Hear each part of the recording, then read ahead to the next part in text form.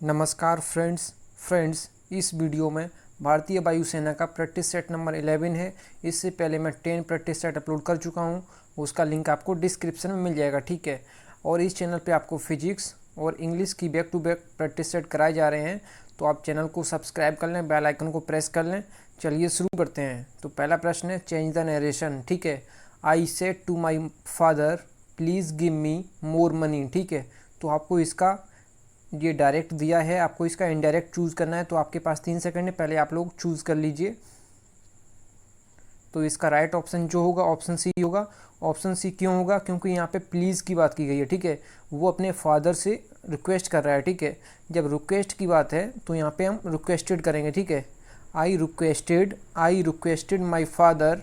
तो जो कॉमा और कॉमा की जगह, कॉमा इन्वर्टेड कॉमा की जगह और प्लीज़ की जगह इसको हम रिमूव कर दें, ठीक है। इसकी जगह हम टू लगाएंगे, ठीक है। प्रीपोजिशन टू लगाएंगे और टू के बाद फिर क्या करेंगे, पूरा सेंटेंस वैसे ही लिख देंगे। अगर कोई नाउन या प्रोनाउन आया है तो उसको हम चेंज कर देंगे, ठीक है। जैसे इसमें मी आया है तो ये मी जो है फर्स्ट पर्सन है, तो फर्स्ट पर्सन जो है ये सब्जेक्ट के अकॉर्डिंग बदलता है। सब्जेक्ट इसमें आई है तो आई का क्या होगा ऑब्जेक्टिव केस, तो ये होगा मी, तो ये नहीं बदलेगा, ठीक है। आई के अकॉर्डिंग यहाँ पे भी मी था तो यहाँ पे भी आई है, तो आई के अकॉर्डिंग यहाँ मी पहले से है तो ये नहीं बदला है, ठीक है। तो इसलिए ऑप्शन जो सी है मोर मनी इज़ करेक्ट हो जाएगा, ठीक है। और आप लोग कमेंट बॉक्स में ज़रूर बताएं कि आप लोगों ने कितना स्कोर किया है, ठीक है। अगला है choose the correctly spelled word, ठीक है। आपको इसमें सही स्पेलिंग ह्यूमरस का देखना है, ठीक है। तो इसका राइट ऑप्शन जो होगा ऑप्शन सी होगा, ठीक है। आप ये याद रखें HUMOROUS, ठीक है। ह्यूमरस का मतलब होता है हास्यपूर्ण, ठीक है। अगला प्रश्न है choose the correctly spelled word. आपको इसमें कमीशन का स्पेलिंग सही बताना है, ठीक है। तो इसका राइट ऑप्शन जो होगा ऑप्शन ए होगा, ठीक है। जो कमीशन का स्पेलिंग होता है यहाँ पे CO है, ठीक है। COMM, ठीक है। MMISSION, ठीक है। कमीशन का स्पेलिंग याद रखें, ठीक है। इसका मतलब होता है आयोग, ठीक है। ऑप्शन ए इज़ करेक्ट हो जाएगा। अगला प्रश्न है चेंज द वॉइस। आपको इसमें वॉइस बताना है, ठीक है। तो who can save our country question mark, ठीक है। तो आप हमेशा याद रखें जब हु से स्टार्ट हुआ है तो आप हमेशा शुरू करेंगे जो पैसिव वॉइस बाई होम से, ठीक है। जो आप लास्ट में बाई लगाते हैं तो वो शुरू में लगा देना है आपको, ठीक है। जब होम से स्टार्ट हो, होम से जब हु से स्टार्ट हुआ तो बाई होम से स्टार्ट करेंगे। तो ऑप्शन जो बी है और सी हमें चेक करना है, ठीक है। तो बाई होम और जो कैन है, कैन जो बदलेगा किस में, जो दिया है ये कैन जो बदलेगा कैन बी में बदल जाएगा, ठीक है। तो कैन और यहाँ पे जो ऑब्जेक्ट दिया होगा जो आर कंट्री को लिखेंगे, ठीक है। By whom can our country be saved, option C is correct. अगला प्रश्न देखते हैं। अगला प्रश्न है fill in the blanks with suitable words, ठीक है। आपको इसमें Mumbai is blank than Delhi. तो आपके पास 3 सेकंड है, पहले आप लोग सोच लीजिए। तो इसका राइट ऑप्शन जो होगा ऑप्शन बी होगा, ठीक है। ऑप्शन बी क्यों होगा? क्योंकि यहाँ पहली बार देन आया है, ठीक है। जो फार है इसका जो कंपैरेटिव डिग्री होता है ये फारदर होता है, ठीक है। तो इसमें जो होगा Mumbai is farther than Delhi. तो मुंबई दिल्ली की तुलना में बहुत दूर है, ठीक है। अगला प्रश्न है question number 6 have you had blank bread. तो आप हमेशा ये चीज़ याद रखें जो हैव है ना, हैव का ही जो पास्ट फॉर्म है मतलब कि थर्ड फॉर्म है ये है हैड, ठीक है। ये हैड है, हैव का सेकंड फॉर्म और थर्ड फॉर्म हैड ही होता है, ठीक है। तो इसमें जो थर्ड फॉर्म है, ठीक है। तो आप हमेशा याद रखें जो इंटेरोगेटिव सेंटेंस होता है उसमें हमेशा एनी लगाते हैं, ठीक है। एनी लगाते हैं। अगर यही पॉजिटिव सेंटेंस होता है, सिंपल सेंटेंस होता है तो इसको हम सम लगाते हैं, ठीक है। तो यहाँ पे एनी करेक्ट ऑप्शन होगा, ऑप्शन डी इज़ करेक्ट, ठीक है। इसका मतलब हो जाएगा क्या आपके पास कोई रोटी थी, ठीक है। अगला प्रश्न है neither man nor women blank come. तो आप ये चीज़ हमेशा याद रखें, नाइदर नॉर चलता है और आइदर और चलता है, ठीक है। तो जो नाइदर नॉर है और आइदर और है इसके जो बाद सब्जेक्ट है इसके अकॉर्डिंग यहाँ वर्ब आएगी, ठीक है। तो यहाँ पे वुमेन दिया है, ठीक है। वुमेन जो है ये प्लूरल है, ठीक है। ये प्लूरल है तो वर्ब भी क्या आएगी, प्लूरल, ठीक है, वर्ब भी प्लूरल वर्ब आएगी, ठीक है। तो कौन सी वर्ब लगाएंगे आप, आर लगाएंगे या हैव। तो ये कम दिया है, ये कम जो है ये थर्ड फॉर्म है, ठीक है। थर्ड फॉर्म किसके साथ आती है, हैव के साथ, ना कि आर के साथ। आर के साथ तो आईएनजी फॉर्म आती ना, ठीक है। तो यहाँ पे ऑप्शन बी इज करेक्ट हो जाएगा, ठीक है। अगला प्रश्न है fill in the blanks with suitable conjunction. तो आप हमेशा याद रखें हार्डली ये दिया है, हार्डली के बाद क्या कंजंक्शन चलना है, तो आपके पास पता होना चाहिए हार्डली के बाद क्या चलता है, ठीक है। हार्डली, स्कार्सली, ठीक है, बियरली। तो इसमें दिया है hardly had we reached the college blank the bell rang. तो आपके पास 3 सेकंड है, आप लोग सोच लीजिए पहले। तो इसका राइट ऑप्शन जो होगा ये वैन होगा, ठीक है, WHEN, ठीक है। आप ये याद रखें हार्डली, स्कार्सली और बियरली के बाद वैन चलता है, ठीक है, conjunction. Option C is correct. अगला प्रश्न है प्लूरल ऑफ मिसिज। तो मिसिज का आपको प्लूरल बताना है, ठीक है। तो आपके पास 3 सेकंड है, आप लोग सोच लीजिए पहले। तो इसका राइट ऑप्शन जो होगा ऑप्शन बी होगा, ठीक है, मेस ड मेस।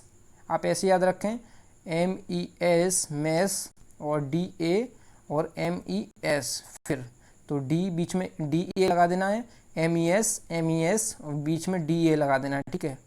तो ऑप्शन जो है ये बी इज़ करेक्ट हो जाएगा, ठीक है। और जो MR है मिस्टर, इसका क्या होता है, तो इसका ये ऑप्शन करेक्ट हो जाएगा, ठीक है। अगला प्रश्न देखते हैं एडजेक्टिव ऑफ साइंस। तो साइंस का आपको एडजेक्टिव बताना है, ठीक है। तो आपके पास 3 सेकंड है, आप लोग सोच लीजिए पहले। तो इसका राइट ऑप्शन जो होगा ये ऑप्शन सी होगा, ठीक है, साइंटिफिक इसका एडजेक्टिव हो जाएगा, ठीक है। फ्रेंड्स, अगर आपने वीडियो को लाइक नहीं किया तो फटाफट लाइक कर दें और अपने फ्रेंड्स में ज़रूर शेयर कर दें, जिससे उनकी हेल्प हो सके, ठीक है, एग्जाम में। अगला प्रश्न है what is the meaning of the phrases. तो आपको जो दिया है ना बाई लीप्स एंड बाउंड्स, इसका आपको बताना है, ठीक है, मीनिंग। तो इसका पहले मतलब आपको पता होना चाहिए। इसका मतलब होता है दिन दूनी रात चौगनी, ठीक है, बहुत तेज़ी से, ऐसे इसका मतलब होता है।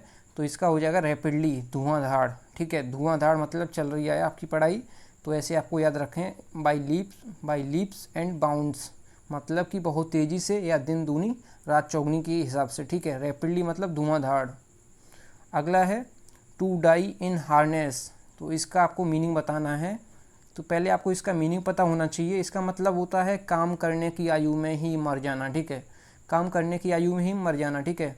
तो इसका राइट ऑप्शन जो होगा ऑप्शन बी होगा, ठीक है, to die while still working, कि काम करने की आयु में मर जाना। अगला प्रश्न है fill in the blanks with appropriate preposition, ठीक है। सॉरी, यहाँ पे प्रपोजिशन नहीं है, ठीक है, ये गलत है। यहाँ पे वन वर्ड सब्स्टिट्यूशन हो जाएगा, ठीक है, ये वन वर्ड सब्स्टिट्यूशन है, ठीक है, यहाँ पे ये गलत हो गया है। तो वन वर्ड सब्स्टिट्यूशन आपको इसमें बताना है, ठीक है। One who is habitual drinker, तो आपको ये बताना है, ठीक है, हैबिचुअल ड्रिंकर। तो इसका राइट ऑप्शन जो होगा ऑप्शन सी होगा, सोट। सोट का मतलब होता है बहुत बड़ा पियक्कड़, या मतलब जिसके बिना वो रह ही नहीं सकता, ठीक है। हैबिचुअल मतलब आदत में है उसकी ड्रिंक, ठीक है। तो इसका हो जाएगा सोट। अगला प्रश्न है one who works for welfare the women's.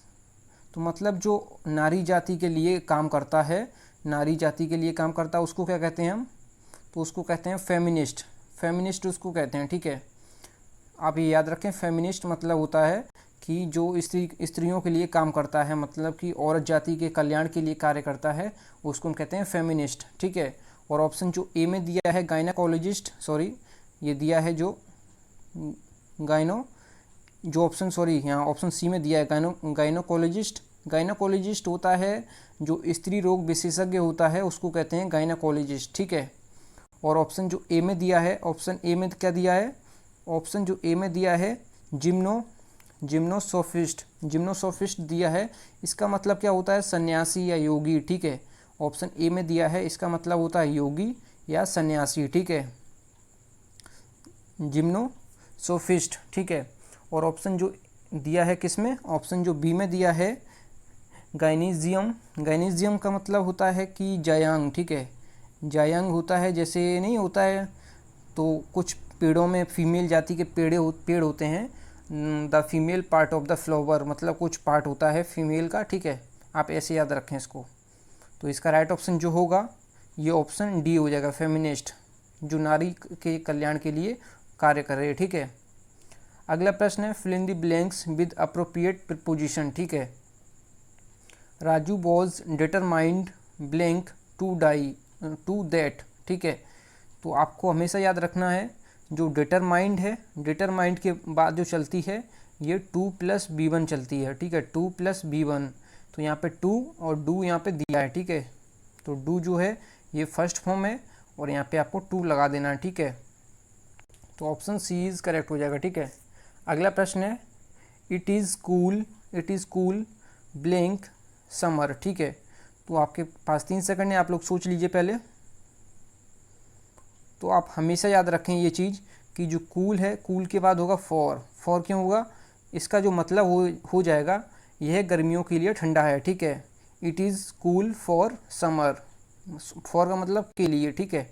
Option B is correct हो जाएगा इसका। अगला प्रश्न है I can never return blank my poor dog tray. तो आप हमेशा याद रखें यहाँ पे प्रपोजिशन जो आएगा ये क्या आएगा, पहले आपको 5-3 सेकंड है, आप लोग सोच लीजिए पहले। तो ऑप्शन सी होगा विथ। तो विथ का मतलब होता है कि के साथ में, ठीक है, के साथ मतलब वापस, ठीक है, ऐसे आप याद रखें। अगला प्रश्न है fill in the blanks with appropriate verb, ठीक है। आपको इसमें वर्ब भरनी है। तो physics not easy to understand. तो आपके पास 3 सेकंड है, आप लोग सोच लीजिए पहले। तो आप हमेशा याद रखें जो फिजिक्स है ये सिंगुलर है, ठीक है, तो इसलिए यहाँ पे इज आएगा, ठीक है। सिंगुलर यहाँ पे है, फिजिक्स मैथमेटिक्स ऐसे होते हैं ना जिनके पीछे एस होती है लेकिन वो सिंगुलर होते हैं, ठीक है। फिजिक्स, मैथमेटिक्स, जिम्नाजियम्स ऐसे आप याद रखें, जिनके पीछे एस आता है तो वो भी सिंगुलर ही होते हैं कुछ।